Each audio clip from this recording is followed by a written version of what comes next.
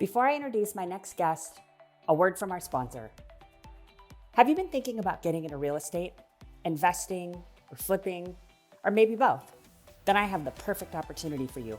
Marco and Jenny Chaydez from HGTV's Flipping 101 with Tarek are now offering a deal of a lifetime. They have created a program packed with 10 years of experience just for you. Together, they have flipped over 200 homes and have closed over 500 transactions. This program gives you the foundation on how to start, grow, and scale your real estate investing business. Not only are they going to teach you how to flip a house, they're actually going to be teaching you how to start and run a successful business that you can scale. They are active investors themselves today.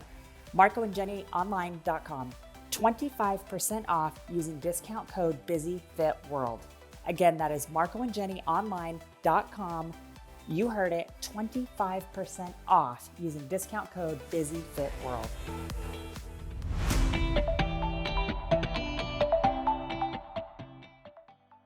Welcome to the Busy Fit World podcast. I am your host, Wendy Lafayette. Thank you so much for being here. I'm really excited to introduce my next guest, founder and CEO of Kickhouse, Jessica Yarmey. Believe it or not, during the lockdown portion of our pandemic was when she started her modern kickboxing studio franchise business. The mission? To inspire their members and communities to take their health and kick it up a level. Instead of focusing on the roadblocks she was faced with, she remained focused and took bold action on the opportunities. I can't wait for you to hear how our amazing conversation went. I guarantee you'll walk away with a little more courage to do all the things. Jessica, welcome to the Busy Fit World podcast. I'm so excited to finally be reconnecting with you. Thank you for being here today. Oh, thank you so much for having me, Wendy. I really appreciate you carving out a spot for me to be on your new show. I'm super excited to be launching. I'm taking the plunge. I'm copying someone else that I know to take risks and be loud and obnoxious and do things when people tell you that you're not good enough and who are you? I think you might know a thing or two about that. You got to be big. You got to be bold. You know, whether you're a challenger brand or whether you're just trying to tell your own story, you got to say it 17 times and you got to say it louder each time you say it. And you got to say it maybe a slightly different way each time you say it. But it's important to just consistently be out there and in front of telling your own story, because if you're not telling it, like someone else will tell it. And I'm a control freak, so I'd much rather like be in control of those words and kind of give everybody the inside scoop from my perspective. Well, and before we get going here, one of the really important things that you've talked about in the past on other interviews is about intentionally disconnecting from negative people, not giving them the power, because otherwise they're going to start to tell your story and then make you feel like it's really not possible. So when you said that, what are some of the intentional ways, out of curiosity, for you that work to disconnect from that? And the reason I'm asking is because you are a very brand forward CEO. You don't see this with every brand. You're out there on LinkedIn, you're out there on Instagram, pretty much Twitter, YouTube, any social media platform, we can find you. So how do you do that when you're so in front of the brand? Yeah, I appreciate you asking that question because, you know, my background's marketing and I've been in franchising since 2008. And to be in both of those worlds, you need to have the ability to turn off the critics. You know, in marketing, everybody's a marketing expert. Everybody's seen a TV commercial that they think is hysterical. Everyone thinks, you know, let's partner with that NFL player. And why can't we get a sponsorship with, you know, with this pro athlete? And it all seems very easy from the outside looking in. And I think it's been important for me in my journey to just take those things with a little bit of a grain of salt, because I've come to realize that the best marketers make it look easy. And I take it as a compliment almost, that like someone would come to me with like an idea that's, you know, actually really difficult to pull off and give that to me as homework to do without budget to do, because it's like, well, shoot, of course you can do that, you know, because you make it look so easy. And I think it's just kind of the world that we live in now, where there's everyone has an opinion, everyone has like the keyboard in front of them, anyone can say anything about what you're doing, about your brand, about your business, about you personally.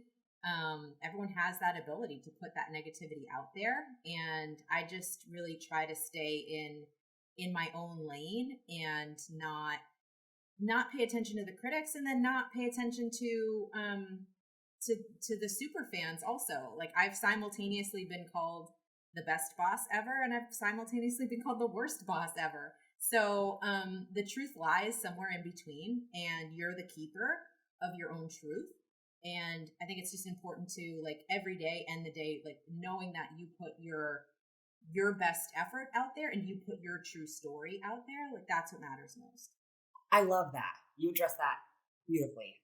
You're doing such an amazing job of that. And I'm really glad that we could discuss that, because it's so important mindset, right? And the reason I say that is you started a business during COVID-19, when most people were going away from that, having their businesses shut down, you being the risk taker that you are and the person who's too loud. But let's go back even further before we get into the story about Kickass. I'm really curious what life was like for you growing up. So before you were a D1 soccer athlete, was fitness and health a part of, your upbringing with your family? Let's talk a little bit about that. Yeah, I played soccer from the time that I was like 6 years old. And I think as soon as I realized the correlation between hard work and performance on the field, I just went. I just kind of leaned into that, and was consistently practicing, was consistently putting in extra time. I got into running at a young age. I think similar kind of patterns and drive to understand, like, if I do this, the results will do this. And just had that, like, ability to correlate those two things really quickly. And the parallels between athletics and professional life are unending, right? And I think the like resilience that you have to build up, the tenacity, the hard work that comes with athletics, you get really good with failure. You're not going to win every single game, you're not going to win every single match. So, like, early on, you just have to get comfortable with the fact that, like, you might win, you might lose, but, like, are you stepping on the field feeling prepared? I'm just a big fan of preparation. I'm a fan of working in silence and, like, working on my own behind the scenes. And of course, like, I love to win. I'm super competitive. But I think, like, we're in control of only so many of those pieces, and there's so many external, environmental things that go along with that. And the more that you have your own pieces locked down, you're disciplined with the things that you can be disciplined about, the greater success, or the greater opportunity for success that you'll have.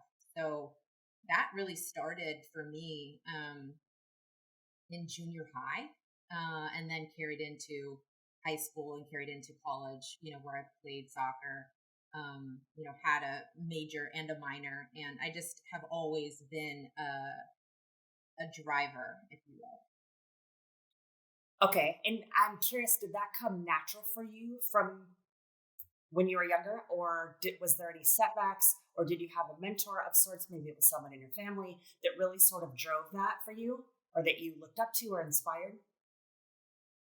Well, my mother has always encouraged my athletic career, and I distinctly remember being in trouble in my 13s and 14s, and just doing rebellious teenage things and getting grounded, and still being able to go to my gym, still being able to work out with my trainer.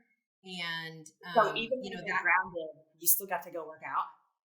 Mm-hmm. That's a really nice mom. That all would have been taken away.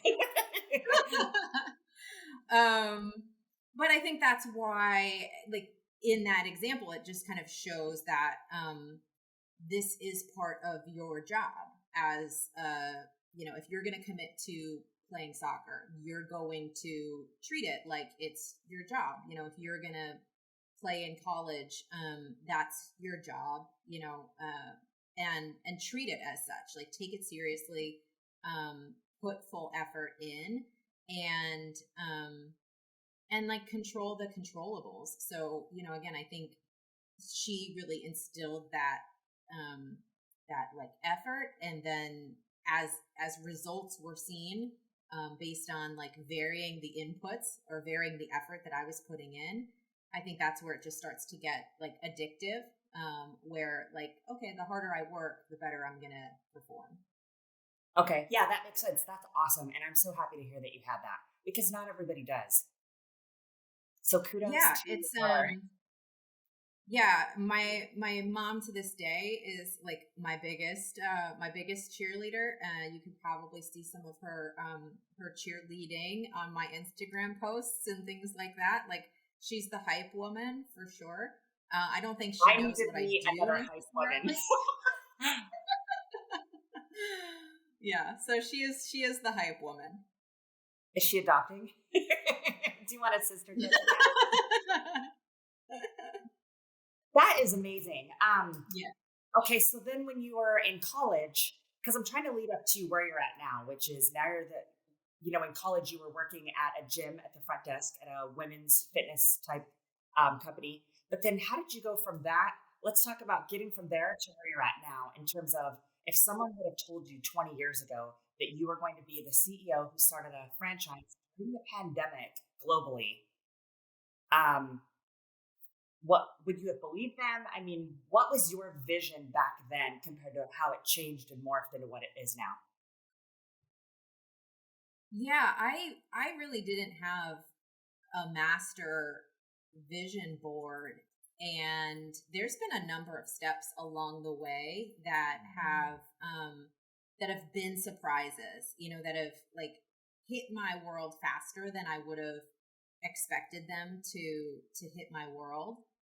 One example would be, when I was working as a director of brand marketing for YouFit Health Clubs, and I got a call from a recruiter and just dismissed it. And he kept on calling, and he said, "Well, what's your 5-year plan?"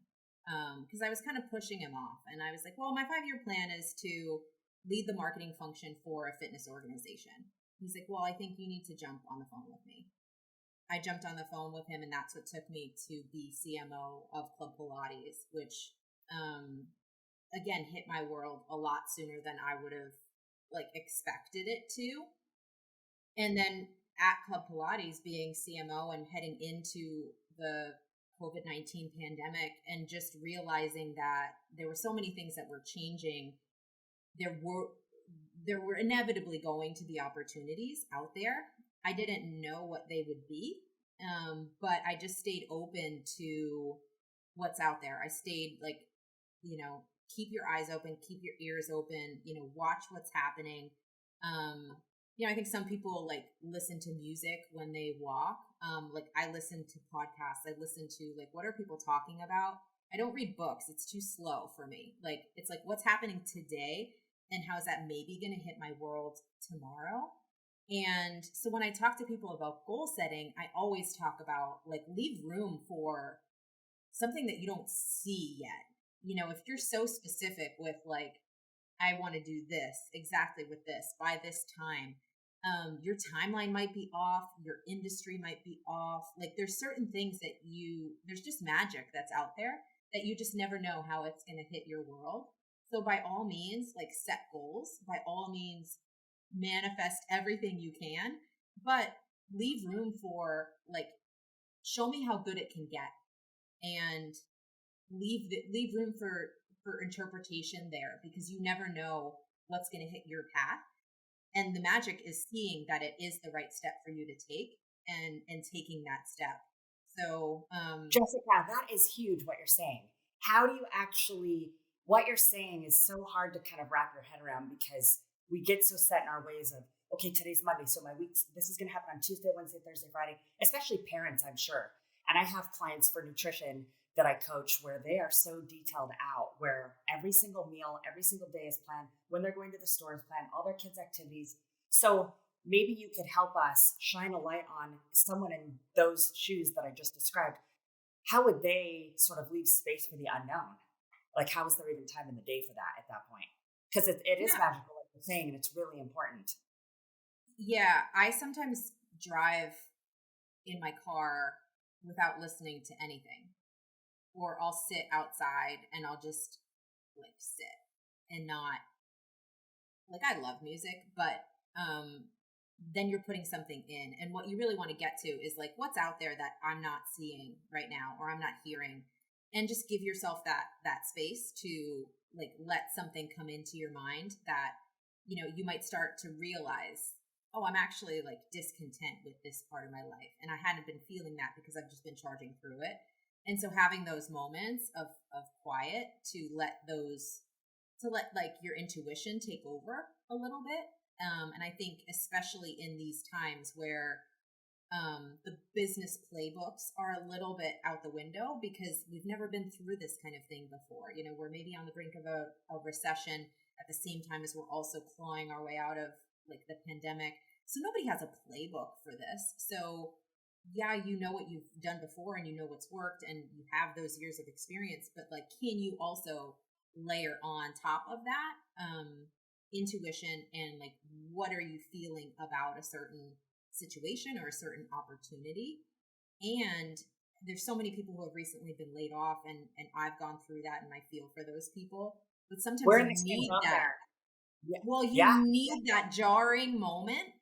It's intentionally hitting your world because it's like, Wendy, you're missing it. I'm going to knock you off your path so hard that it's going to force you to sit and really get clear on what you really want to do next.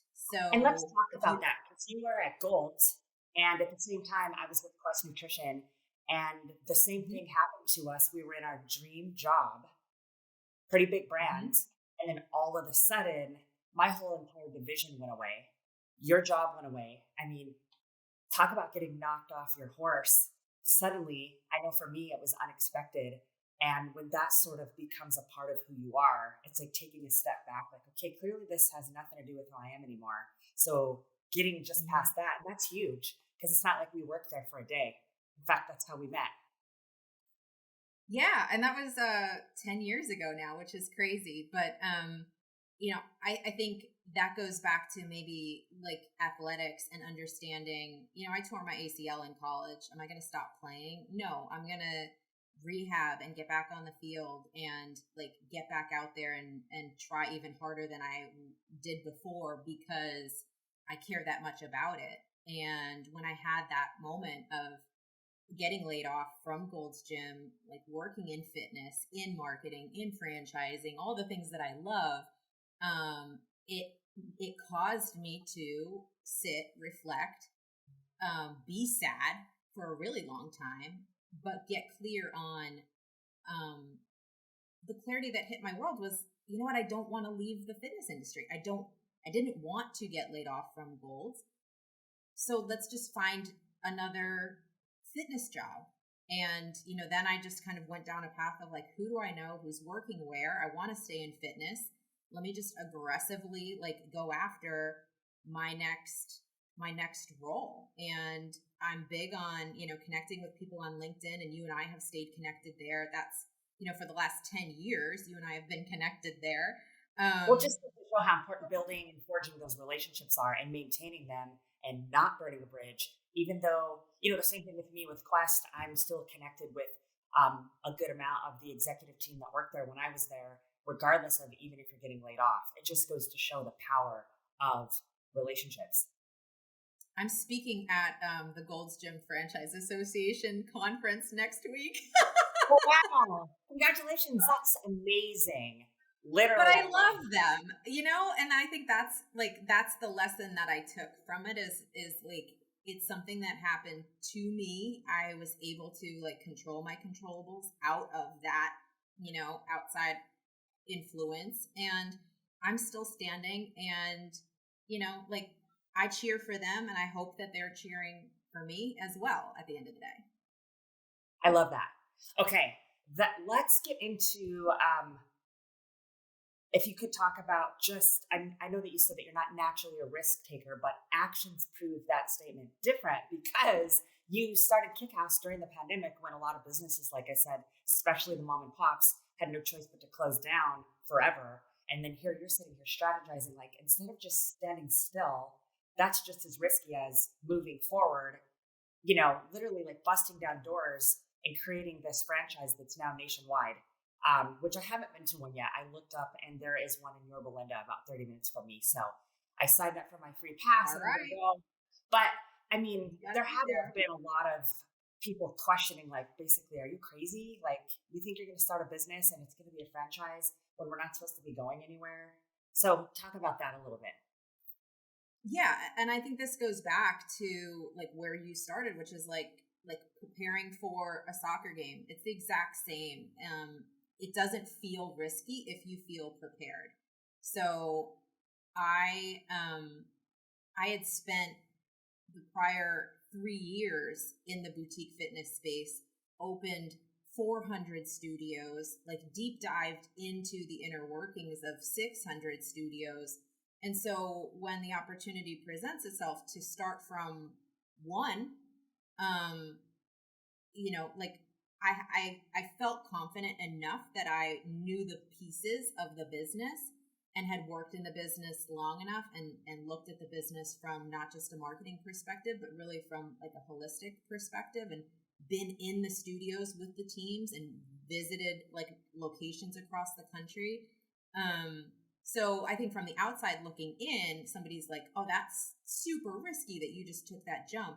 But from my perspective, I see the prior 3 years of homework that's playing into that one like decision moment.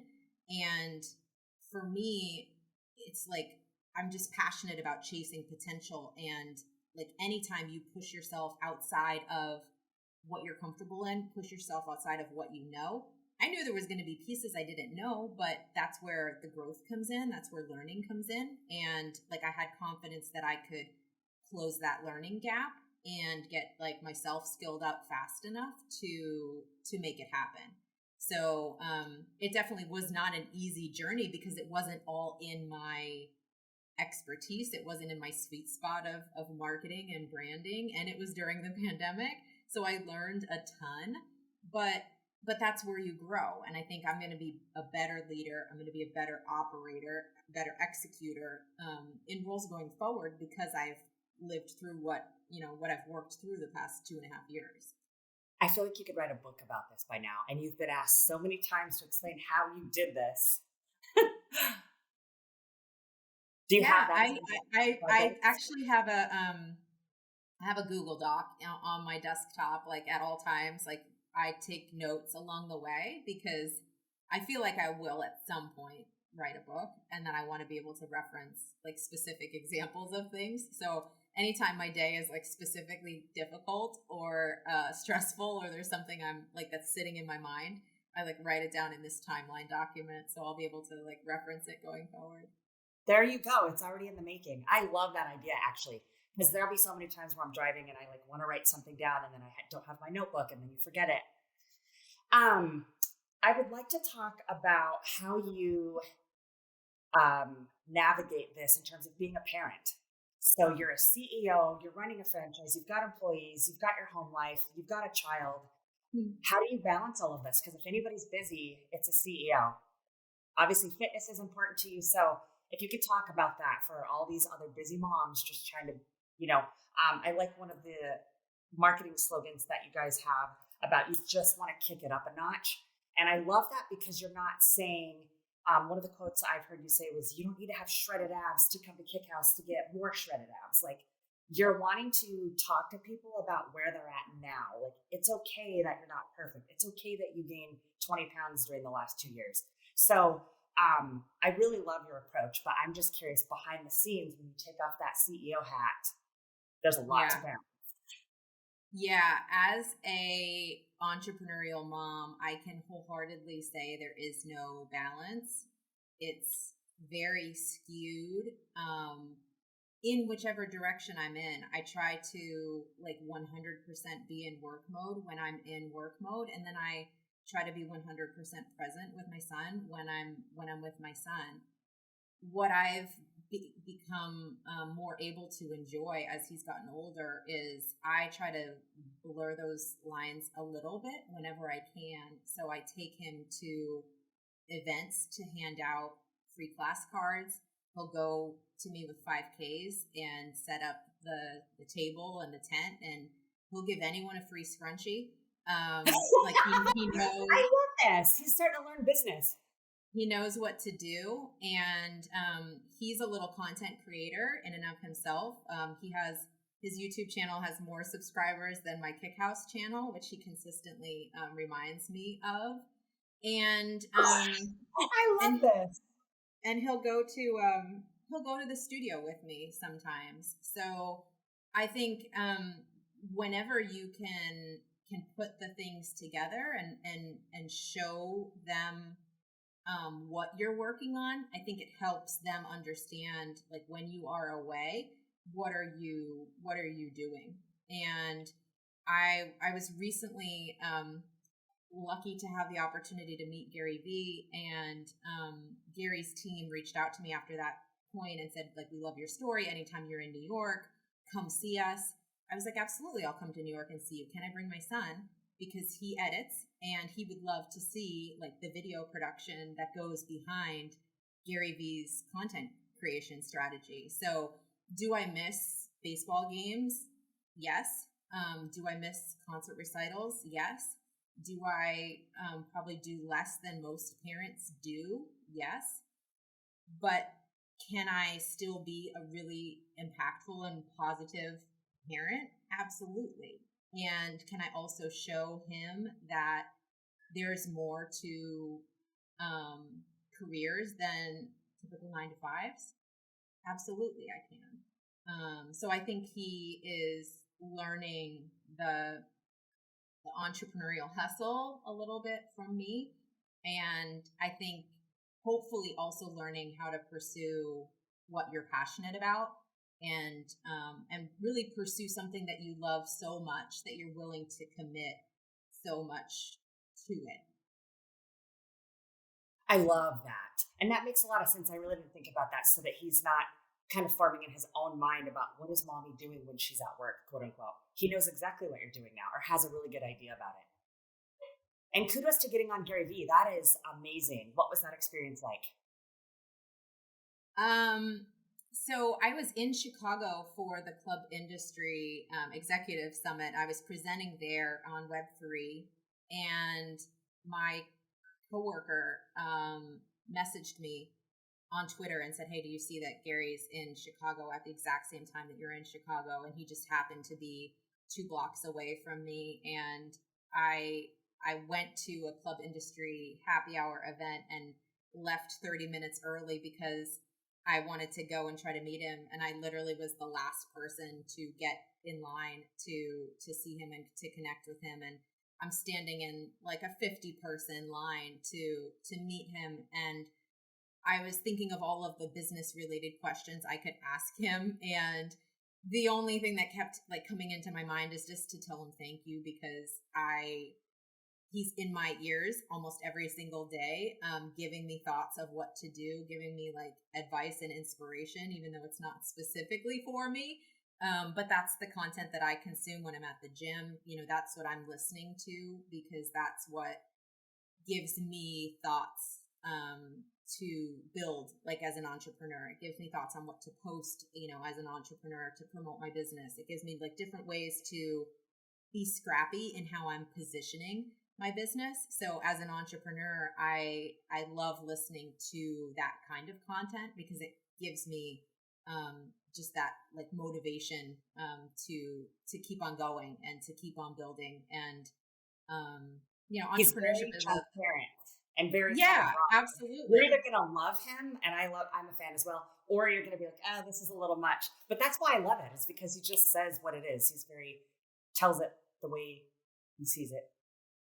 Yeah, but an entrepreneur's journey is a unique place to be, and you almost simultaneously you have that feeling of success and complete defeat at the same time every single day.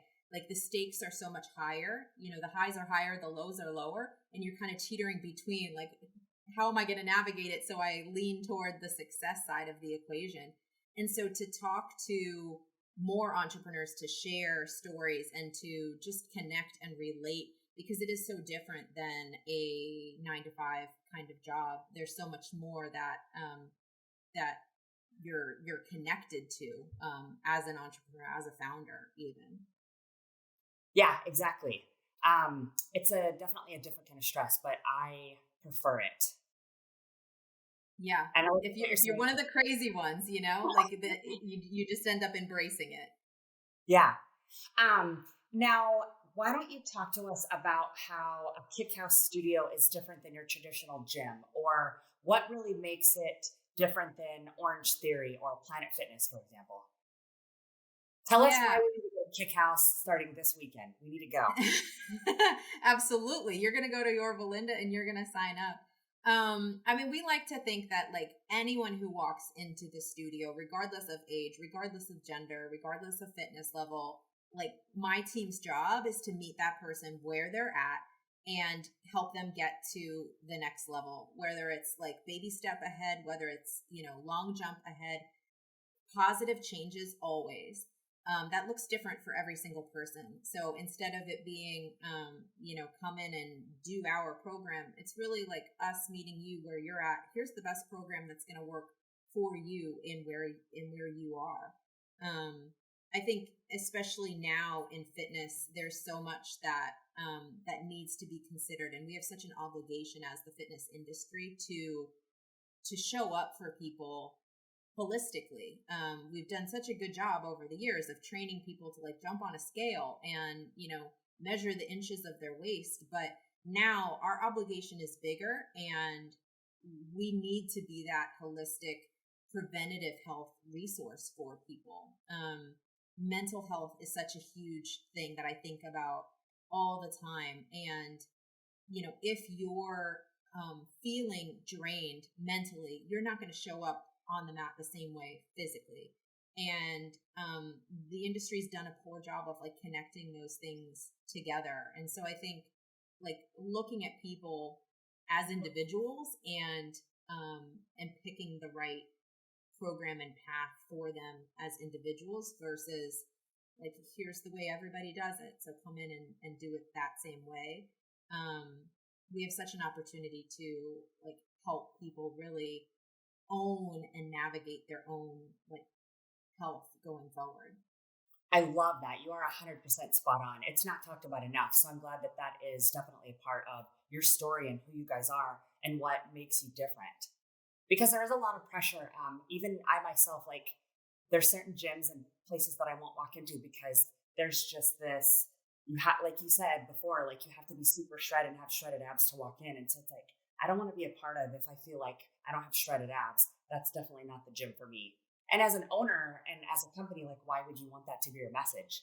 Because you're really going to leave out a huge percentage of your potential people who could be a member. Yeah.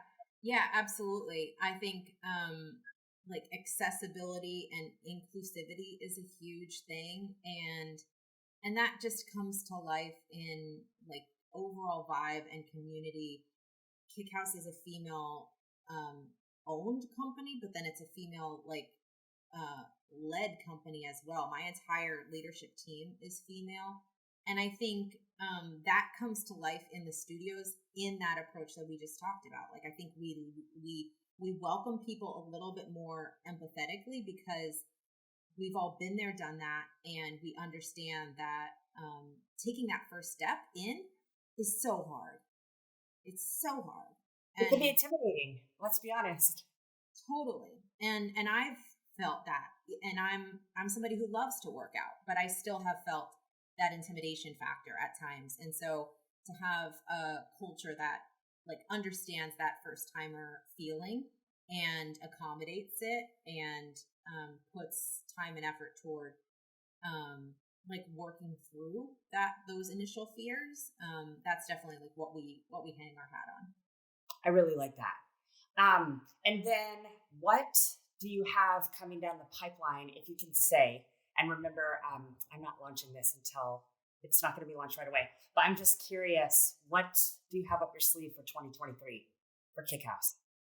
Well, we actually just merged with Mayweather Boxing and Fitness, which is a huge partnership for us, and they're expanding into Japan and the UAE, and I think there's so much opportunity to continue to grow the Kick House footprint and expand internationally with Kick House as well as Mayweather, and there's so many people who still don't do anything in terms of working out. So if I could introduce more people to the fun of punching and kicking a bag, I'm going to do that. So I think our next year is about growing. It's about introducing our brand to as many people as possible. So we have a couple of fun marketing tricks up our sleeve to achieve that. I can't wait, in Jessica Yarmey fashion. Okay, so tell us where, I had mentioned your social media platforms. Where can we find you? If someone is listening to this and they're like, this sounds really interesting. What is Kick House all about? Where do you want our listeners to go? Yeah, they can find their location that's closest to them at thekickhouse.com. And then Kick House shows up on social media, either at the Kick House or Kick House. My social media is at Jessica Yarmey, basically on every single platform. So you'll be able to find me pretty easily, and I look forward to connecting with all of you guys. Excellent. Jessica, thank you so much. I know that we have covered a wide range of topics, but I feel like we really, I want people that are listening to this just to be able to take away, that there are other options, Kick House being one of them, and to be able to come in at any level. I really love that.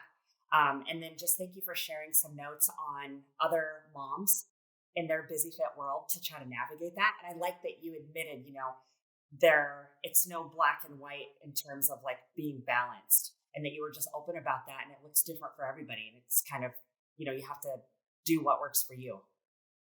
Everybody's busy fit world is going to be, unique to them. So find the right mix that's going to work best for you. My mix is definitely atypical, but it works for me. And I think, if you're listening to this and you're in that busy mom mode, who's also trying to stay healthy and stay active and take care of herself, like those are big tasks, and you can do it. Find the right mix that's going to work to set your busy fit world up for success. Well, and we can't leave out your other child. It's a fur child. So I have to ask before we go, because we have the same type of dog. Did you adopt Sarge, or how did you get him, and why did you pick a Belgian Malinois? He was a rescue, and I honestly had no idea what kind of dog he was. He was on a kill list at a shelter, so I opened the link for the shelter, which is never open the link, because then you fall in love. And it listed his age, his weight, his breed, and I had no idea. And then it had kill date Wednesday. I was like, I'll be there on Tuesday. Like, I'm gonna pick him up. So this is my boy. Oh, and he's so perfect too, because they are so full of energy. Oh yeah. That's what everybody laughs. They're like, he's just as chaotic as you are. So it's perfect. He's the dog version of you. Right. Match made in heaven. I know. It's mine too. We're up. It's 365. It's not when you feel like it. It's not, it's a no option. You got to take them. Exactly. All right, Miss Jessica, thank you again so much for your time. Thank you for sharing your story. And I am super excited to continue to just watch your journey unfold. Awesome. Thanks so much for having me on your show, Wendy. Post-show takeaways with Jessica. Number 1, you got to be big. You got to be bold. You got to say it repeatedly. You got to get creative, and you even have to figure out how to say it in a different way, because if you don't tell your story, somebody else will. Number 2, in the world we live in, anyone can put negativity out there. Instead, stay in your lane and don't listen to the critics. You are the keeper of your own truth.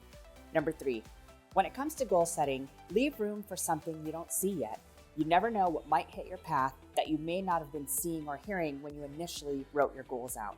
Number 4, setbacks can be our biggest teachers. Try to see where the lesson is and how it can propel you into the next best thing that truly makes you happy.